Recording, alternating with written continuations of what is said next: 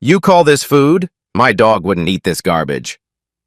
Richard Thornton held up the plate. Coq au vin, 4 hours of work, and dumped it in the trash. 42 diners stared. Marcus, I don't pay you to cook like you're back in some hood kitchen. This is a $200 a plate restaurant. Do you understand what that means? Standards. Marcus Hayes, 42, 18 years at Bordeaux, stood silent. Fists clenched. Yes, chef, I'll redo it. Richard wiped his hands on Marcus's towel, dropped it on the floor like a used napkin. Good. And next time, remember, you work for me now, not my dead uncle. The kitchen went silent. DeAndre, the young line cook, stared at his shoes. Nobody moved. Marcus bent down, picked up the towel, folded it, placed it on his station. Then he smiled. Just for a second. Understood, chef. What Marcus did 3 nights later at 3 a.m. changed everything. 6 months earlier, Bordeaux restaurant had been a different place. Antoine Mercier, 68, white hair, hands that still moved like a conductor's, would stand at the pass calling orders in French and English.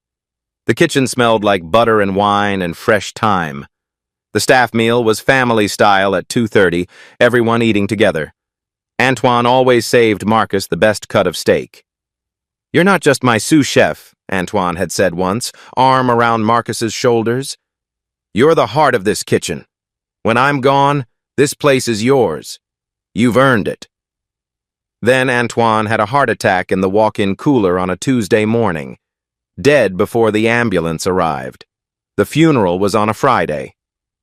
By Monday, Richard Thornton, Antoine's nephew, 29, MBA from Wharton, 0 cooking experience, walked through the door with a leather portfolio and 3 men in suits. I'm the new owner, Richard announced to the staff. We're going to modernize, streamline, maximize profitability. Marcus stood in the back, still wearing the black suit from the funeral. Richard's first week, he fired Claudia, the 60-year-old Latina pastry chef. Too expensive. Second week, he replaced the fresh fish supplier with Cisco Frozen. Better margins. Third week, he cut the staff meal. Your employees, not family. Marcus watched it happen, watched the kitchen empty out, watched Richard sit in Antoine's office, now repainted gray, making phone calls about flipping the property. But Marcus stayed. He had Nia's tuition. He had rent. He had 18 years of his life in these walls. And every day, Richard made sure Marcus knew exactly where he stood. Week 4. Marcus was breaking down a duck. Marcus, did you actually go to culinary school? Or is this just street knowledge? Culinary Institute of America, chef. Class of 2005, top 15%. Huh. CIA, impressive. I'm just surprised they teach French technique to people like you. Yes, chef, week 7. Week. Marcus had made a beurre blanc with a touch of smoked paprika, something Antoine used to love. This sauce is too ethnic. Our clientele expects classic French, not whatever fusion experiment you're doing. It's a 1/4 teaspoon, chef, just to add depth. I don't care if it's a grain. This is Bordeaux, not some soul food kitchen trying to play upscale. Remake it. Marcus poured it down the drain. Started over. Week 9. Richard hired Chef Brandon, 24, white, 6-month online culinary program. Marcus, I want you to report to Brandon. He's going to help us modernize the menu. Chef, I've been cooking French cuisine for 18 years. And Brandon has fresh ideas. Maybe you can learn something. Marcus taught Brandon how to make demi-glace, how to temper chocolate, how to bruise without cutting himself. 3 weeks later, Richard promoted Brandon to innovation lead with a salary higher than Marcus had ever made. Week 14. Richard stood over Marcus's station, watching him make pâte à choux. Marcus, are you sure this is right? It seems complicated. It's the classic method, chef. I just think we should keep things simple. Our customers aren't looking for show-off techniques. DeAndre, working the next station, bit his tongue so hard he tasted blood. By week 20, Marcus kept a leather notebook in his locker. Antoine's last gift, 3 days before he died. Inside, recipes, techniques, notes in Antoine's shaky handwriting, and a sealed letter. Open when you need me most. Marcus hadn't opened it yet, but he carried it every day. Richard noticed once. Cute little cookbook. You write your own recipes? It was Chef Antoine's. Oh, well, that's sweet. Sentimental. But you know what Antoine always said, never live in the past. Antoine had never said that. Not once. Week 23. Richard scheduled a VIP investor dinner for Friday. Marcus overheard him on the phone. Yeah, we're cleaning the house. Getting rid of the old guard who think this is still 1985. The location's worth millions. The food? Who cares? It's about real estate. Marcus stood in the walk-in, hidden behind the milk crates, hands shaking. That night, he sat at his kitchen table, opened his laptop. Bank account, $3,000. Nia's tuition, $8,000, due in 2 weeks. He picked up Antoine's notebook, ran his fingers over the leather. The sealed letter practically glowed. Not yet, he thought, but soon. That night, 11 o'clock, Marcus sat at his kitchen table staring at the severance package. White envelope, his name printed, 3 months' salary inside. The price of his silence. Nia came home from class, saw him there, the envelope unopened. Dad, what happened? Marcus told her everything. The trash bin, the humiliation, the offer, the deadline, Friday. Nia's hands balled into fists. You should sue him. That's discrimination. Baby, the world doesn't work like that. Not for people like us. So you're just going to quit? Let him win? Marcus looked at her. 19 years old, his daughter, his reason for everything. She had his eyes. She had her mother's fire. I don't know what I'm going to do. Nia left the room. Marcus sat in the quiet. The severance envelope, Antoine's notebook beside it. He picked up the notebook.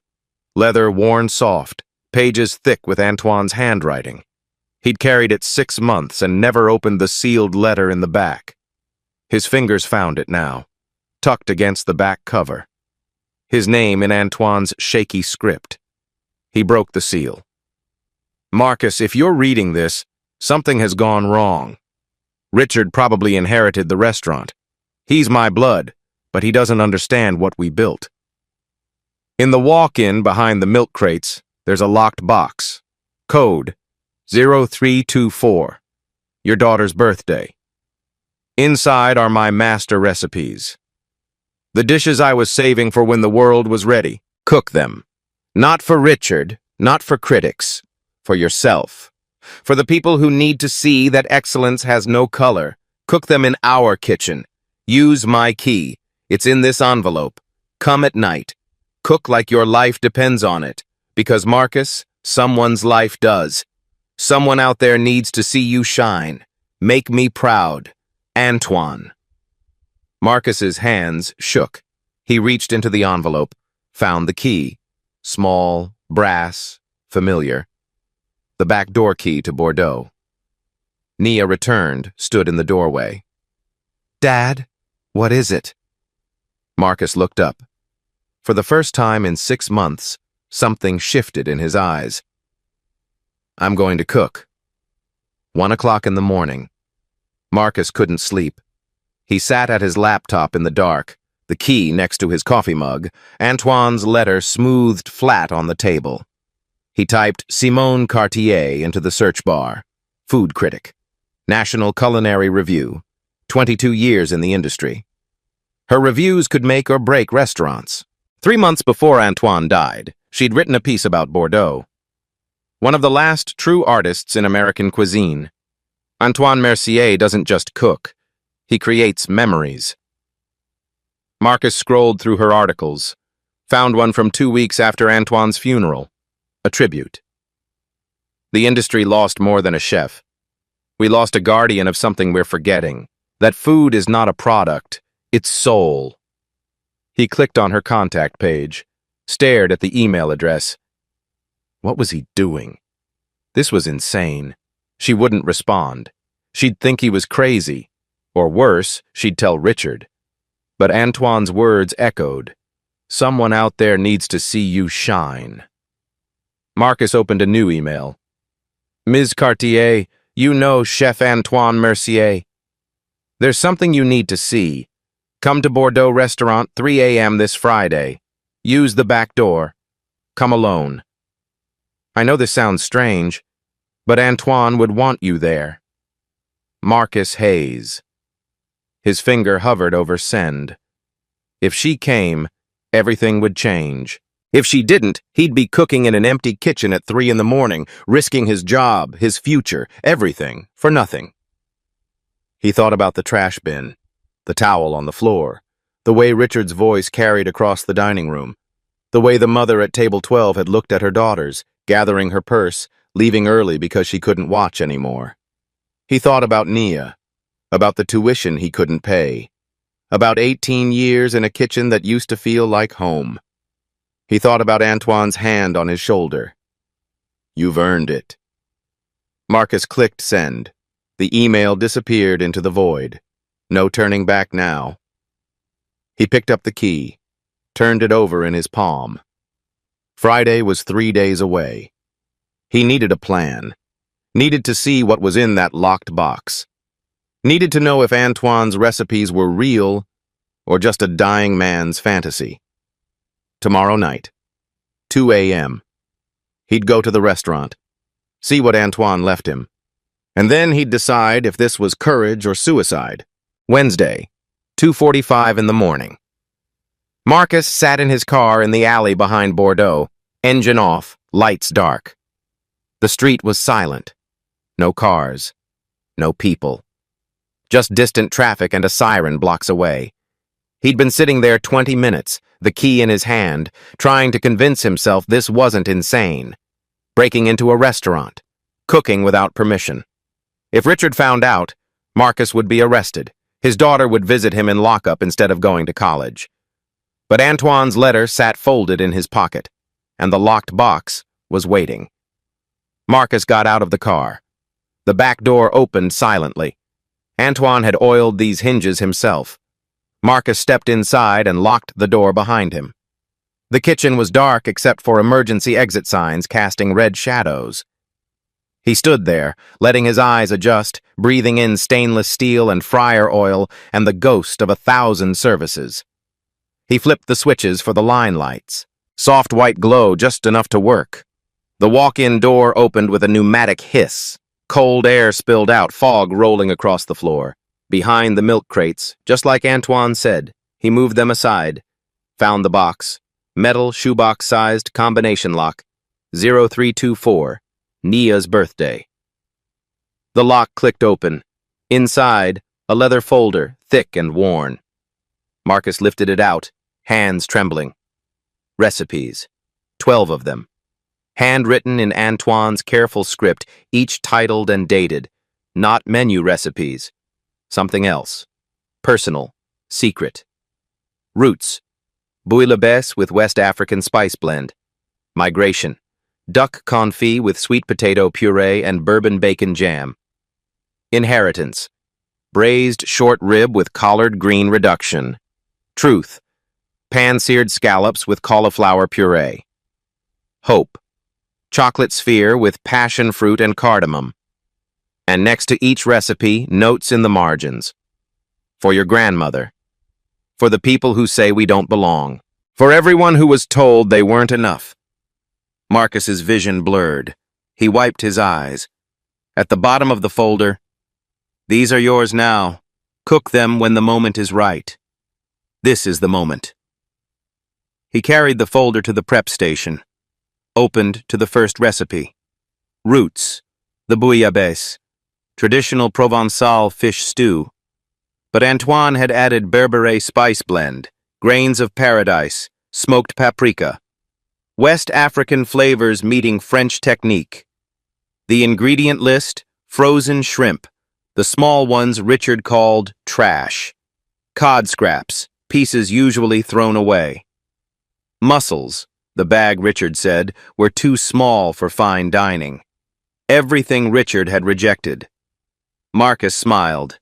He pulled out his phone, set it on a shelf angled toward the station, hit record. If he was doing this, he needed proof. 2:55 a.m. He started cooking. The shrimp first. Tiny, but fresh frozen, decent quality. He peeled them, deveined them. The cod scraps he checked for bones. The mussels he rinsed, discarded any that didn't close. In a wide pot he built the base. Olive oil, fennel, onion, garlic. The smell filled the kitchen, rich and sweet. He let them sweat, not color.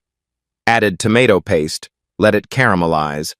Poured in white wine, reduced by half. Then the spices. Saffron, traditional. Then the berbere, grains of paradise, smoked paprika. Just enough to add depth, warmth, something unexpected. The broth simmered. Marcus tasted it, adjusted. Salt. More acid. Lemon juice. Perfect. He added the seafood. Shrimp curled pink. Cod turned opaque and flaky. Mussels opened, releasing brine. 5 minutes. He plated it in a wide bowl, arranged the seafood carefully, ladled the broth over top, garnished with micro cilantro from the walk-in. Then he stepped back. Beautiful. Not just good. Beautiful. The kind of dish that told a story. Marcus took photos from every angle, then sat down, picked up a spoon, tasted. The flavors hit in waves. Sweet brine of mussels, tender shrimp, flaky cod, and underneath the warmth of berbere, complexity of grains of paradise, gentle smoke. His grandmother's kitchen in South Carolina, Sunday dinners, collard greens and cornbread, and Antoine's kitchen, the precision, the technique, the respect, 2 worlds meeting in one bowl. Marcus closed his eyes, touched the folder, whispered, "Thank you." He cleaned everything, washed the pot, bowl, spoon, put ingredients back exactly where he'd found them, wiped down every surface. By 5:30, the sun was rising. Marcus turned off the lights, locked the door, walked to his car. He drove home in silence, the folder on the passenger seat, photos on his phone, the taste still on his tongue. Thursday, 3 a.m. Marcus returned. Course 2. Migration. The duck confit. Richard had rejected the duck legs last week. Too fatty. Americans don't want dark meat. So they sat in the walk-in, waiting to be thrown away. Marcus pulled them out, trimmed them, scored the skin, packed them in salt and herbs, let them cure while he worked on other components. Sweet potatoes. The ones with bruises, the ones Richard said looked cheap. Marcus peeled them, roasted them, pureed them with butter and cream until they were silk. Bourbon bacon jam. Bacon ends from the walk-in. Onions. Brown sugar. Bourbon. He cooked it low and slow until it was dark and thick and sweet. The duck legs, submerged in their own fat, cooking at barely a simmer. 2 hours. The meat fell off the bone.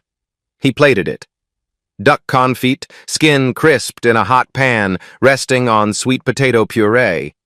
A spoonful of bourbon jam. Microgreens. He photographed it. Tasted it. Again, that moment. That recognition. This wasn't just food. This was alchemy. Taking what was rejected and making it transcendent. Richard's words echoed. Too fatty, too ethnic, not good enough. Marcus looked at the plate. Michelin-worthy. As he cleaned, he heard a sound outside. A car. Headlights swept across the kitchen window. Marcus froze. Heart hammered. He killed the lights, ducked behind the prep station. The car slowed, stopped. Marcus held his breath. Then the car drove on. Just someone turning around. But Marcus's hands shook as he finished cleaning. Too close. One more night. Friday. The full menu. Then Simone would come, or she wouldn't. He left at 5:45, the city still dark, and drove home with photos on his phone and certainty in his chest that he was either building something beautiful or destroying himself completely. Friday, 2 o'clock in the morning. Marcus arrived at Bordeaux early. Tonight was everything. Simone was coming at 3, if she came. He had the full menu planned, 5 courses, each one telling a story. Each one proved that excellence didn't need expensive ingredients or permission, just skill, just the truth. He unlocked the back door, stepped inside, and frozen. The lights were already on. Not the line lights. The main overheads, bright white fluorescent, flooding the entire kitchen. And standing at the prep station, examining the walk-in inventory on his phone, was Richard Thornton. For 5 seconds, neither of them moved. Complete silence except for the hum of the refrigerators. Richard looked up, saw Marcus in the doorway, wearing his chef's coat, carrying his knife roll. "What the fuck are you doing in my kitchen?" Marcus's heart slammed against his ribs. His mouth went dry. Every instinct screamed, but he didn't. "Cooking," he said quietly. Richard walked toward him slowly, like a predator circling. "Cooking. At 2 in the morning, in a restaurant you don't own, using a key you shouldn't have. Chef Antoine gave me that key. Antoine is dead." Richard's voice was cold, flat. "And everything he owned is mine now, including this building, including that key, including you." He pulled out his phone. "I should call the police right now. Breaking and entering. Theft. You'd be in jail by sunrise." Marcus stood his ground. "I haven't stolen anything." "No?" Richard walked to the prep station, saw the leather folder. Antoine's recipes. He picked it up, flipped through it. "What's this?" "Antoine's personal recipes. He left them to me." "Left them to you?" Richard laughed, sharp and bitter. "My uncle left you recipes. How touching. Did he leave you the restaurant too? Did he leave you anything that's actually worth something?" He dropped the folder on the counter, looked at Marcus with something between pity and contempt. "Let me tell you what's going to happen. You're fired. Effective immediately. And if you fight it, if you make any noise, I will press charges for trespassing and theft. Do you understand?" Marcus said nothing. Richard pulled out his phone again. "I'm also calling a locksmith right now, changing every lock in this building. And if you come near Bordeaux again, I'm getting a restraining order." He started dialing. Marcus watched him. Watched the man who'd inherited everything Antoine built. Who'd thrown away the staff, the quality, the soul. Who was now about to throw away the last person who remembered what this kitchen used to mean. And in that moment, Marcus made a decision. "You're here at 2 a.m., he said quietly. Richard stopped dialing. "What?" "You're here. At 2 in the morning. Alone. Checking inventory on your phone." Marcus gestured around the kitchen. "Why?" "That's none of your—" "The restaurant is failing." Marcus's voice was calm, steady. "Revenue is down 40% since you took over. The investors are asking questions. The reviews are getting worse. And you don't know how to fix it because you don't know how to cook." Richard's jaw tightened. "Get out." "That's why you're here. You're scared." "I said get out. You walked in on me tonight because you couldn't sleep, because you know something's wrong and you don't know what it is." Marcus took a step forward. "But I do." Richard stared at him, and for just a second, Marcus saw it. Not anger, fear. "The problem isn't the ingredients," Marcus continued. "It's not the staff. It's not on the menu. The problem is you're trying to run a restaurant like it's a spreadsheet. But food isn't numbers. It's people. It's a story. It's soul. I don't need a lecture from the taste it." Richard stopped. Marcus gestured to the prep station. I was going to cook tonight. 5 courses. From Chef Antoine's recipes, the ones he never published, the ones he saved for when the world was ready. He looked Richard in the eyes. You want to call the police? Call them. You want to fire me? Fine. But first, let me show you what this kitchen can do. Let me show you what you inherited. Richard's hand was still on his phone. His finger hovered over the screen. Marcus pulled out the first recipe card, laid it on the counter. 30 minutes, he said. 1 dish. If you don't think it's worth your time, I'll leave. I'll sign whatever you want. No fight, no lawsuit, nothing. And if I do think it's worth my time, then you let me cook the rest. All 5 courses. And you taste every one. Richard looked at the recipe card, looked at Marcus, looked at his phone. The silence stretched. Then Richard put his phone in his pocket. 30 minutes, he said. 1 dish, then you're gone. Marcus nodded, turned to the walk-in, started pulling ingredients, and began to cook. Marcus moved through the kitchen like water, every motion practiced, precise, no wasted energy. Richard sat on a stool at the end of the prep station, arms crossed, face unreadable. Marcus didn't look at him, just cooked. The shrimp first. The small ones Richard had called trash, peeled, deveined, set aside, the cod scraps. Pieces are usually thrown away. Marcus checked them for bones with his fingers. Touch, don't guess. The mussels. Too small, Richard had said. Marcus rinsed them, discarded the ones that didn't close. The rest went into a clean bowl. He could feel Richard's eyes on him. Watching. Judging. In the wide pot, olive oil. Fennel, onion, garlic. The smell filled the kitchen, rich and sweet. Marcus let them sweat without color. The foundation. Tomato paste. He let it caramelize, darkening, concentrating. Then white wine. The pot hissed.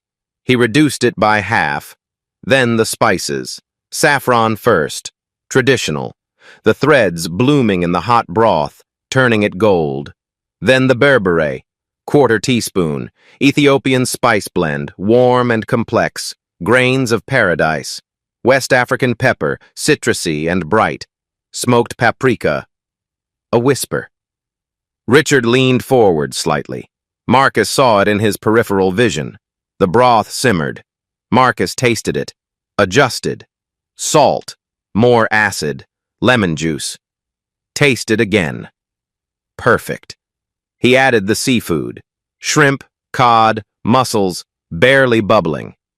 5 minutes. The shrimp curled pink. The cod turned opaque.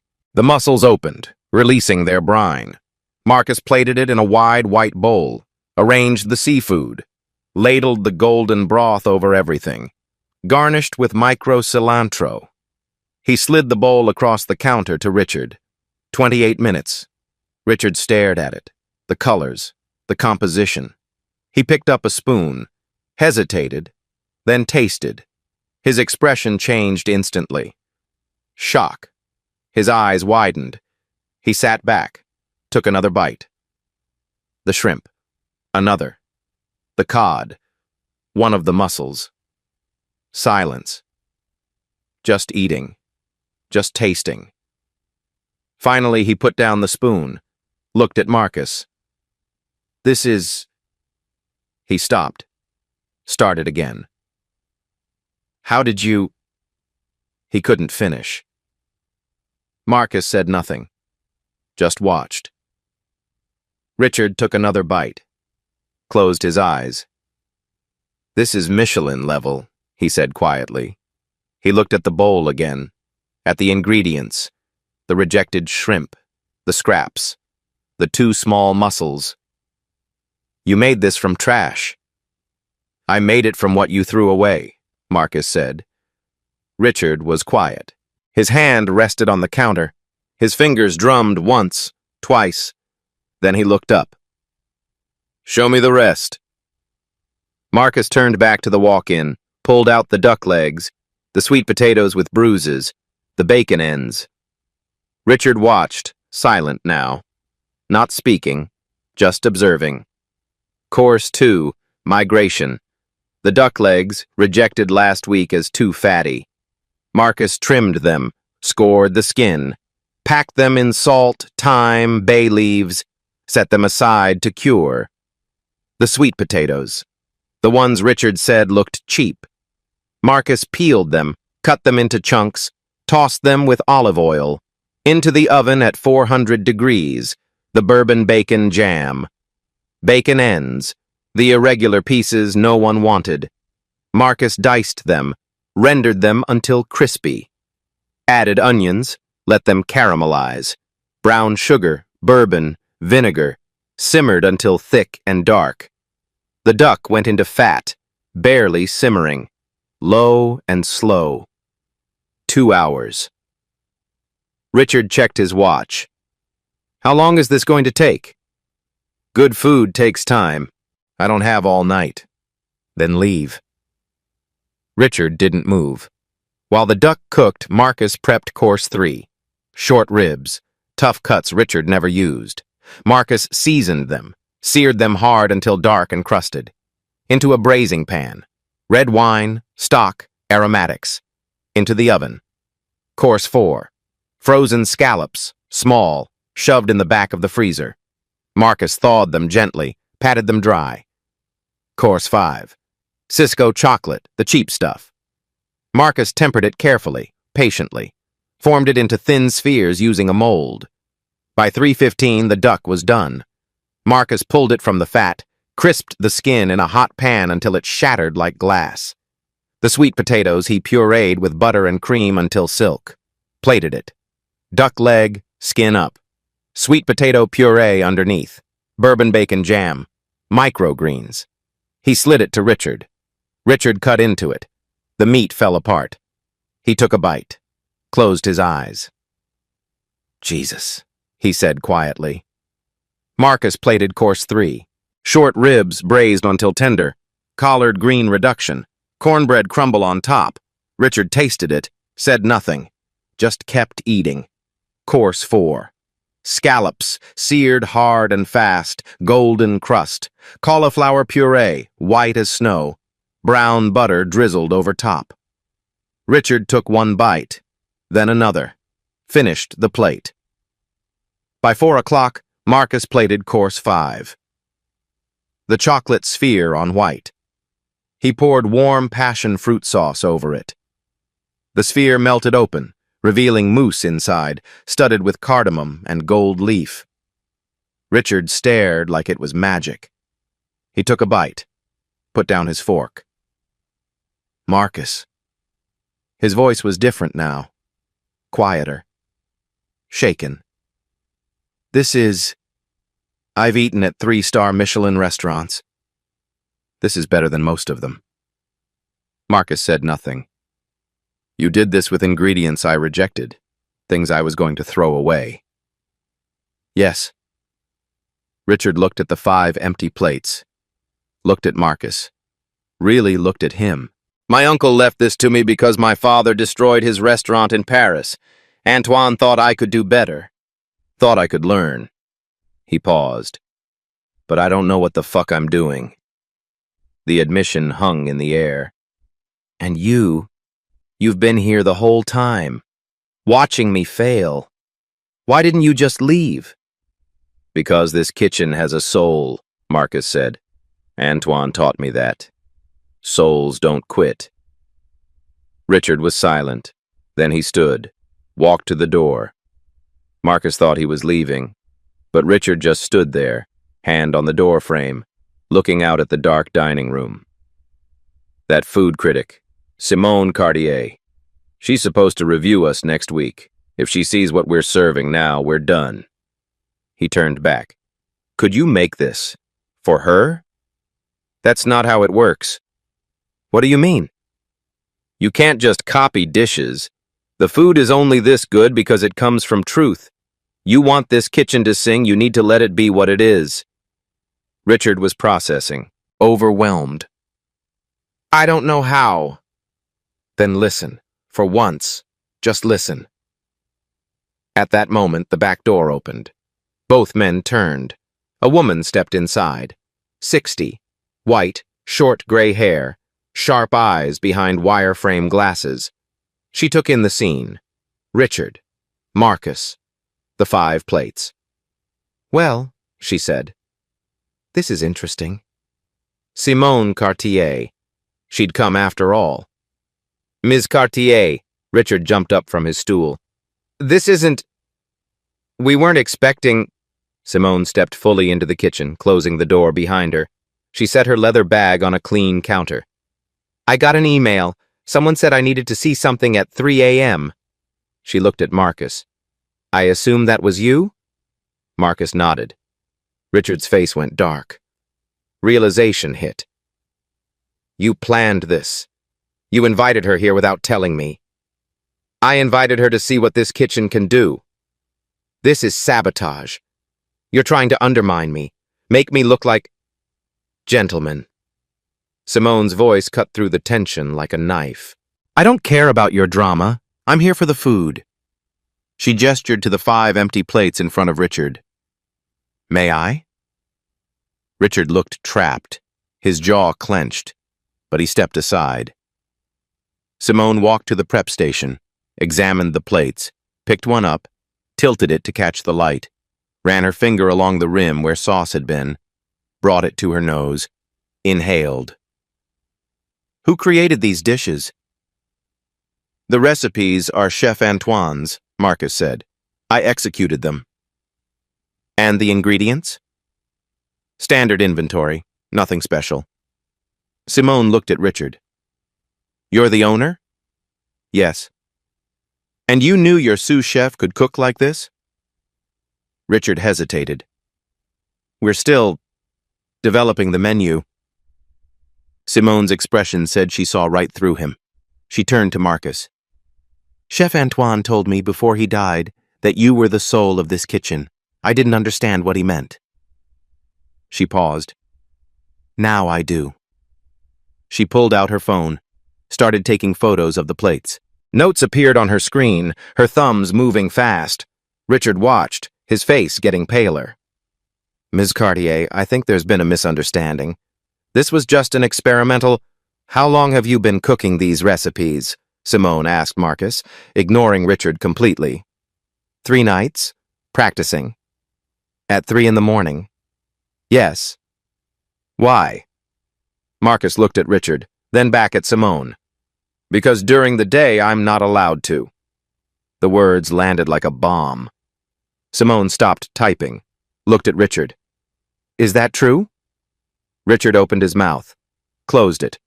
No words came. Simone put her phone away. I've been a critic for 22 years. Paris, Tokyo, New York, everywhere that matters. What I saw in those plates, what I'm seeing in this kitchen right now, she shook her head. This is a story people need to hear. She picked up her bag, walked to the door, stopped. Marcus, I'll be in touch. Soon. Then she was gone. The kitchen went silent, just the hum of refrigerators, the tick of cooling metal. Richard turned on Marcus slowly. The vulnerability from 15 minutes ago was gone, replaced by something cold and hard. You humiliated me, in front of her. I showed her the truth. The truth? The truth is you went behind my back, used my kitchen without permission, wasted my inventory. Your rejected inventory. I don't care. Richard's voice rose. You broke in. You conspired. You made me look like a fool. His hand went to his phone. Here's what's going to happen. You're fired. Effective immediately. And if you fight it, I will press charges for theft and trespassing. Marcus stayed calm. Antoine gave me that key. Antoine is dead. I'm alive. This is my restaurant, and you're done. Richard was already dialing. I'm calling a locksmith right now, changing every lock, and if you come near this building again, I'm getting a restraining order. Marcus took off his chef's coat, folded it carefully, The way Antoine taught him. 4 folds, crisp corners. He placed it on the counter, picked up Antoine's notebook. "That stays here," Richard said. "That's restaurant property. This was a gift. It has my name inside." The 2 men stared at each other. Marcus walked to the door, stopped, turned back. "You tasted it," he said quietly. "You know what this kitchen can be. You know what you're throwing away." Richard said nothing. "But you're more afraid of being wrong than being great, and that's why you'll lose everything." Marcus walked out into the early morning. The sun was just starting to rise, painting the sky purple and orange. He got in his car, sat there for a moment, the notebook on his lap. His phone buzzed. Text message. Unknown number. "Marcus, this is Simone Cartier. We need to talk. Can you meet me? 11 a.m. Corner coffee shop on 5th. Come alone." Marcus stared at the message. Then he started his car and drove home. When he walked into his apartment, Naya was awake, sitting at the kitchen table with her laptop. "Dad, you're up early, or did you not sleep?" Marcus set the notebook down, sat across from her. "I need to tell you something." He told her everything. The letter, the recipes, the 3 nights of cooking, Richard catching him, the 5 courses, Simone arriving, getting fired. Nia's eyes went wide. "He fired you? After you cooked all that?" "Yes. But that's not fair. That's not—" "Baby." Marcus reached across the table, took her hand. "Life isn't fair, but that doesn't mean we stop fighting." His phone buzzed again. Another message. This time a different number. "Mr. Hayes, this is Catherine Morris, attorney for the estate of Antoine Mercier. I've been trying to reach you for some time. There's a matter regarding Chef Mercier's will that requires your immediate attention. Please call me." Marcus showed Naya the message. "What does that mean?" she asked. "I don't know." But something in his chest, something that had been tight for 6 months, loosened just a little. Maybe Antoine had left him more than recipes. Maybe the fight wasn't over yet. The coffee shop on 5th was small, old wood tables, the smell of espresso and burnt sugar. Marcus arrived at 10:50, 10 minutes early, ordered black coffee, sat by the window. At 11 exactly, Simone Cartier walked in. She ordered tea, sat across from him. "Thank you for coming," she said. "Thank you for last night." Simone opened her laptop. "I've been writing since I left your kitchen, 4 hours straight. I haven't been able to stop thinking about what I tasted." She turned the screen toward him. The headline, "The 3 a.m. Chef, How Bordeaux's Fired Sous Chef Cooked a Michelin-Worthy Meal from Scraps," Marcus read. His chest tightened. The article detailed everything. Antoine's death, Richard's takeover, the declining quality, the fired staff. And then, the discovery. A sous chef cooking in secret at 3 in the morning, using rejected ingredients, creating dishes that rivaled the best restaurants in the country. "I'm publishing this Sunday," Simone said. "Tomorrow. It'll be in the National Culinary Review, online and print. Richard will destroy me. Richard already fired you. What else can he do?" Marcus was quiet. Simone leaned forward. "Marcus, this isn't just about you and him. This is about what's happening in kitchens everywhere.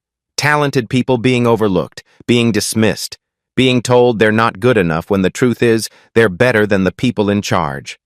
She closed her laptop. "I'm running this story, but I wanted to tell you first. Give you a chance to prepare."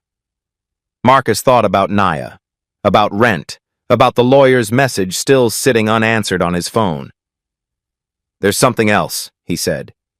He told her about the lawyer, about Antoine's estate. Simone's eyes sharpened. "Have you called her yet?" "Not yet." "Call her. Now." Marcus pulled out his phone, dialed the number. Catherine Morris answered on the second ring. "Mr. Hayes, finally, I've been trying to reach you for weeks. I'm sorry, I didn't... Never mind. We need to meet. Today, if possible. There's a provision in Chef Mercier's will that concerns you directly. What kind of provision? Not over the phone. Can you come to my office, 2 o'clock? Marcus looked at Simone. She nodded. I'll be there.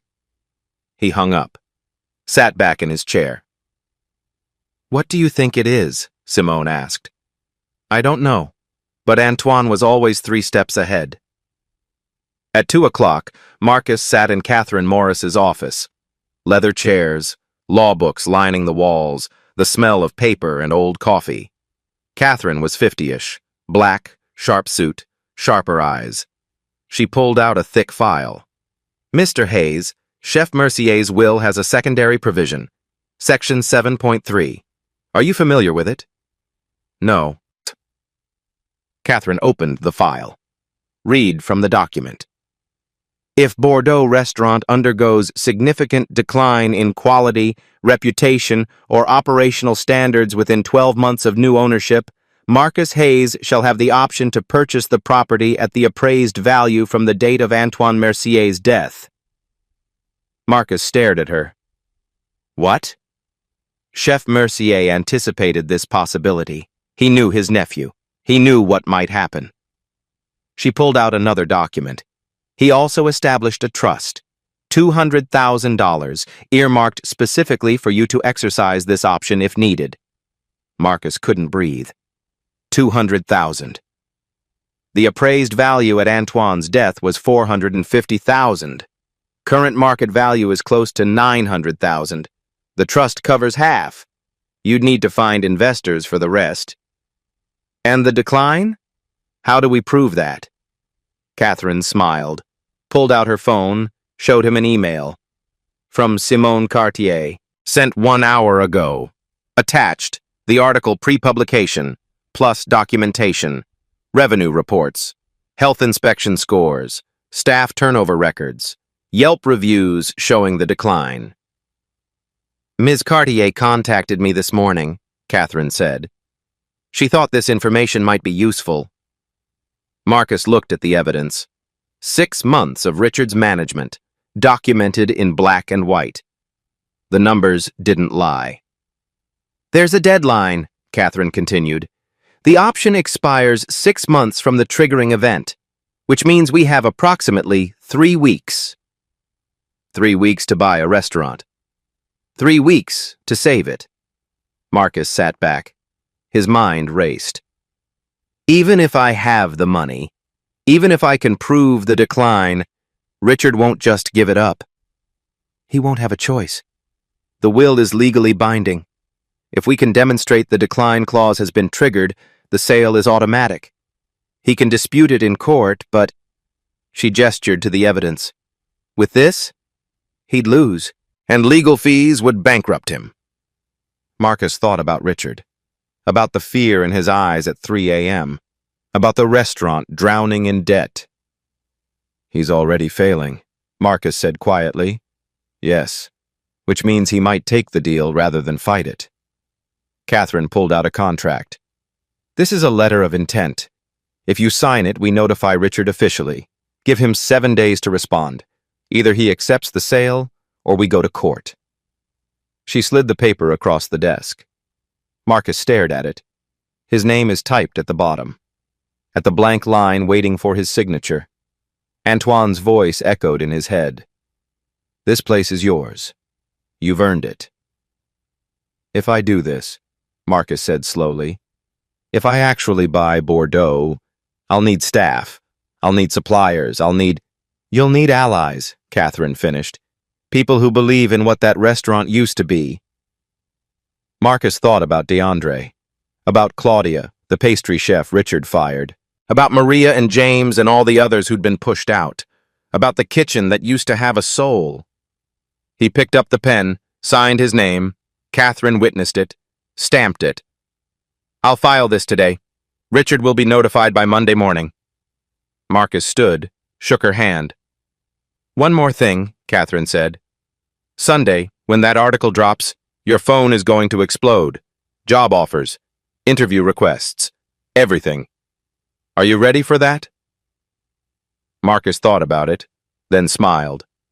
I've been ready for 18 years. Sunday morning, 6 a.m. Simone's article went live. By 6:15, Marcus's phone started ringing. By 6:30, it wouldn't stop. Text messages, emails, voicemails, notifications flooding in so fast his phone froze. Naya came into his room, eyes wide. Dad, you're trending on Twitter. She showed him her screen. Memper 3 a.m. chef. Hashtag justice for Marcus. Thousands of tweets, climbing by the minute. The article had exploded. Food blogs picked it up. Local news. Local. Then, national news. By 9 a.m., Marcus had interview requests from Good Morning America, The Today Show, NPR. Job offers from New York, San Francisco, Chicago. A James Beard winner texted, "Name your price." The call that mattered came at 10. Richard Thornton. Marcus almost didn't answer. Let it ring 3 times, then picked up. You destroyed me. Richard's voice was raw. My investors are pulling out. My reputation is ruined. People are calling me racist, calling for boycotts. Marcus said nothing. I'll sue you. I'll sue her. You'll what? Prove everything in that article is true? Silence. What do you want? Richard's voice cracked. Money? I'll pay you to retract. I don't want your money. Then what? Check your email. My lawyer sent you something. Marcus heard typing, then silence. Long silence. You're trying to take the restaurant. I'm exercising an option your uncle left me. Is this legal? You can actually do this? Yes. More silence. Richard breathing fast and shallow. My uncle fucked me from the grave. No, Marcus said quietly. He protected what he built, and he knew you'd need protection from yourself. So you're just going to take everything? You can fight it, spend a year in court, spend money you don't have, or sell to me, take the money and walk away. And if I fight, you'll lose, and you know it. Richard went quiet. I need time to think.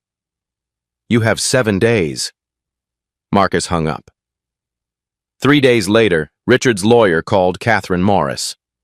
They wanted to negotiate. By Friday, they had a deal. Richard would sell.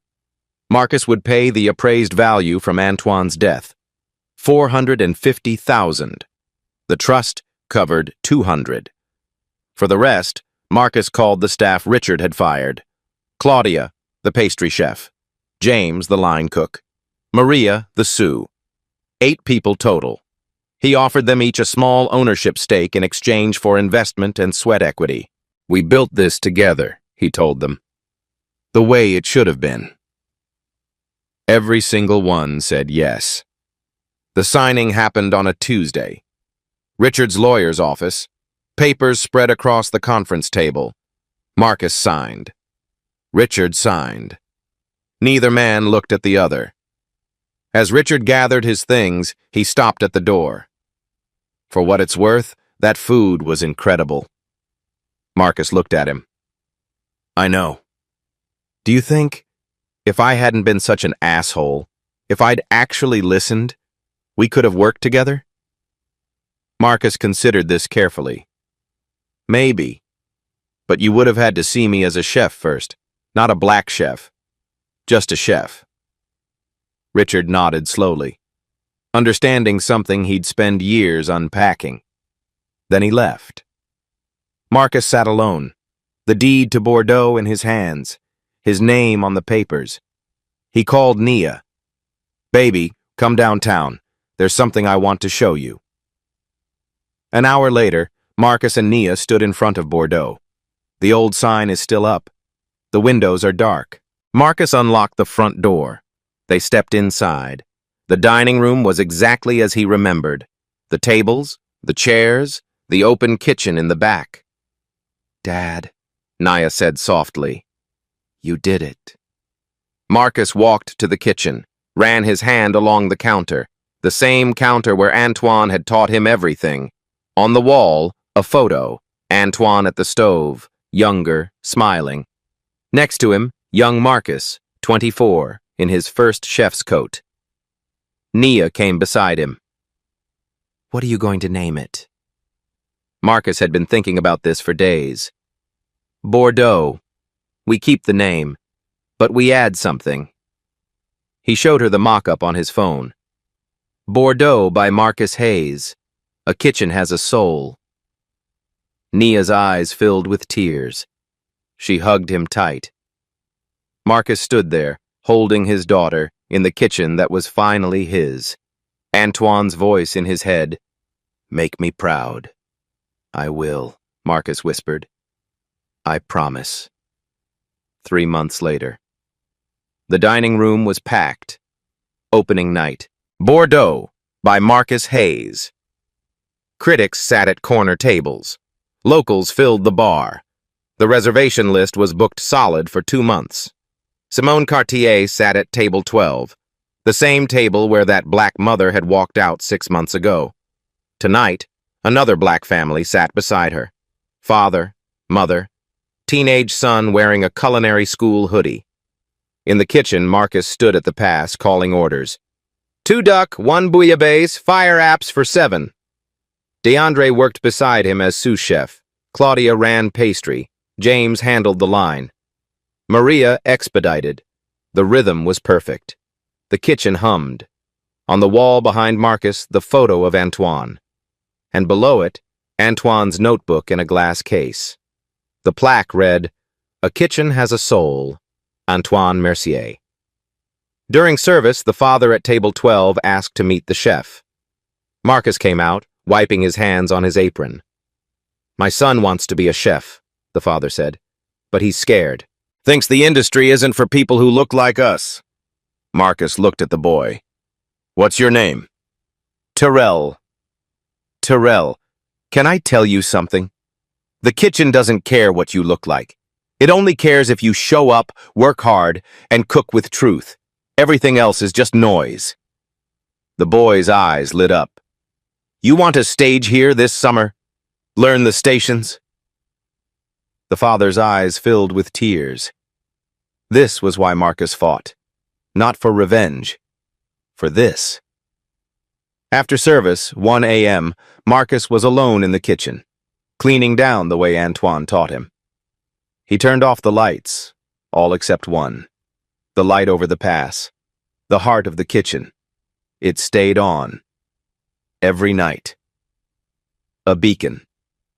The 3 a.m. light wasn't for secret cooking anymore. It was a reminder that excellence doesn't need permission, that talent doesn't wait for approval, that a kitchen lit up in the darkness isn't a crime scene. It's a lighthouse. If you were Marcus, would you have taken the risk or played it safe? There's one moment that changes everything. Rewatch and find the exact second Richard's face changes when he tastes that first bite. You'll see it. This story is for everyone who's ever been underestimated. Share it with someone who needs to remember their worth. Your talent doesn't need permission. It just needs truth.